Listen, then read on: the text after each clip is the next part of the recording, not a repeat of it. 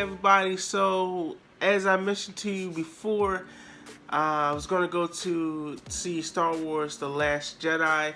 I figured I'd do like a little blog and pretty much say what I'm hoping and expecting to get out of this movie, and definitely what I'm going to get after I see the movie. Now, if you've been watching any of my Cavs Weekly pools or my Intune hopping issues, I have mentioned that I was going to go on Tuesday, but I figured why not go today. So I'm very excited. What I hope from this movie is just keep it in the Star Wars family. You know, let it always be true to its game. And I feel as though this beginning trilogy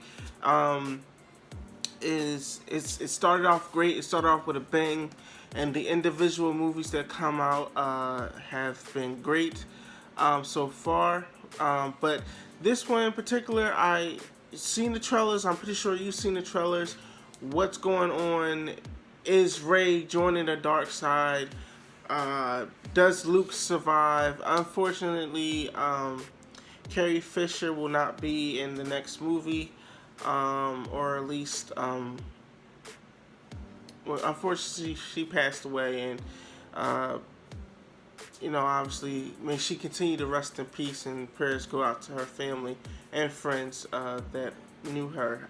But she did an amazing performance back with the original Trinity movies that came out, and to even see her and Han Solo or Harrison Ford in Star Wars Awaken, it's been great. It's been an honor to witness all that. But without a further ado, I'll get back to you guys after I watch the movie, and I'll probably do a little bit of editing, give you my thoughts about what happened after that, a little review. First time ever, so please definitely give this a like and subscribe to the channel. This is not the only thing I do, but I will give you my thoughts after. I'm just getting out of the movie and seeing Star Wars. I will give you guys a review on it as soon as I get back to the crib. But may I just say, oh my goodness. Woo! What a movie. Alright, so pretty much that was an amazing movie. There's a lot that happened in this movie. A lot of double crossing and a lot of heart touch feelings that happened during this movie. I'm so used to talking about comic books, so I'm saying artwork, but the creativity of each planet and of each person has been amazing. Now it picks up pretty much what we saw Rey when she went to go hand the lightsaber to Luke, but before that it cuts to pretty much the First Order found the Resistance. So they're trying to escape from the planet they were last on, and yeah, so that's pretty much what I'm gonna say as far as where we pick up at. Now the way that Rose came about to be introduced to us characters was amazing, and you could tell like she was just like a fanboy or fangirl, actually a fangirl to Finn, and just to know what part she takes place and to be in this movie, it was great. A lot of speculations probably put her like maybe she was a pilot, but her sister, who was part of the Resistance, is the main reason why we got to meet Rose. And you'll see once you go to the movies and go watch it, you'll see exactly why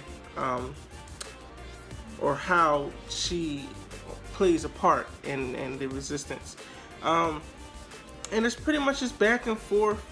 A lot of people, different generations complain, you know, when they saw Luke when he was young in the original trilogy, Oh, he's just a whiny baby. He's always complaining. And then when people saw the new episodes 1 through 3, oh, Anakin's just a whiny baby. Oh, he always complaining. They matched them up perfectly. That's why I love Star Wars. And once you look past the whiny part, because if you saw the original 3 and then you saw the episode 3, it's kind of like they made sure that we know exactly that Luke was the splitting image of his father. We come to find out also in the movie Rey's parents. Not going to spoil it for you guys, obviously. This is a spoilers-free review. I'll make sure that I'll title that spoilers-free review. But we get to find out who her parents were, and like she said, like Daisy Ridley, or Disney Ridley, name's not Disney, but when Daisy Ridley, when she pretty much said in that interview, she thought it was pretty much obvious who her parents were. It's, yeah, mind blown. Again, not gonna tell you guys who her parents were, but during the movie, it's kind of like, Luke, we need you to come back. Don't want to help. It's not my problem. A lot of touching moments in this movie. We got to see pretty much a good background of who Rose was and where she came from. We got to see exactly what was the altercation between Luke and Ben, or Kylo Ren, and exactly reason why Luke's new Jedi temple was destroyed and whatnot. See one side, see the other side. You break down and you really get to exactly what happened, and yeah, it's just crazy. Now we got to see a little bit more Snoke as well, so that's good. We got to see him interact. Instead of being a hologram, we actually get to see him walking and talking and doing the now I want to say artwork, because that's all digital. They did a great job on that, man. They made it feel like he was actually in the room. And it just goes to show how powerful that man was. Man, crazy.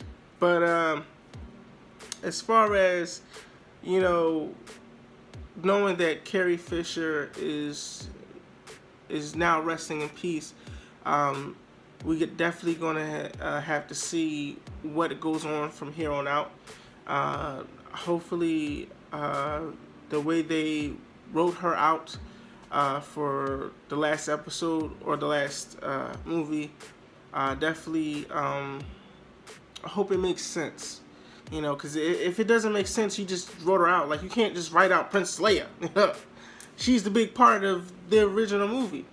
And we kind of, and they were pretty much focusing on saying that this movie is trying to take us away. These new 3 movies are trying to take us away from the Skywalker family itself. So you definitely will see that going in towards into this movie, and especially towards the middle and last. Action pack all around. We got to see some lightsaber duel with Ben and Luke and Rey. Obviously, they did a good job.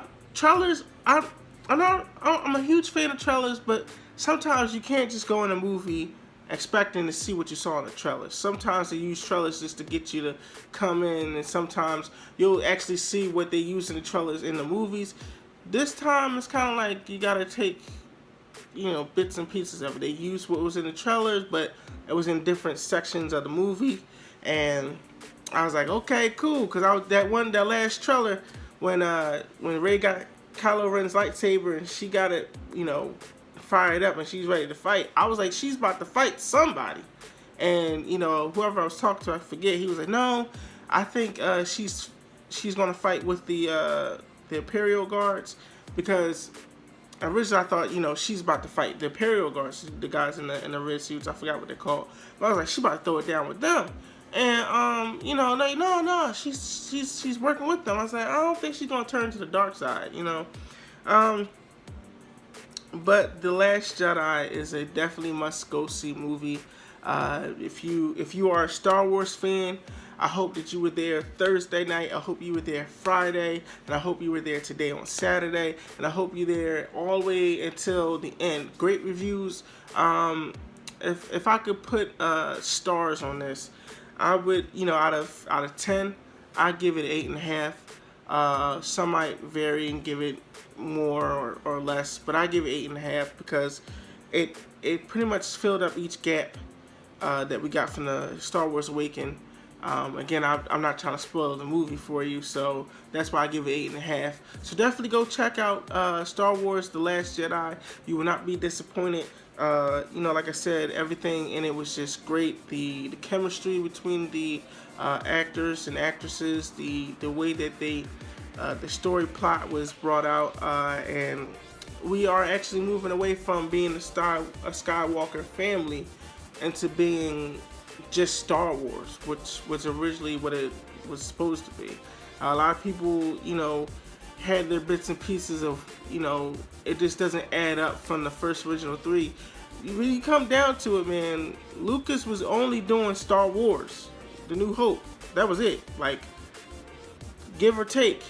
If they didn't do that well in the movies, it's something that would be, referenced in pop culture, but it was just one movie.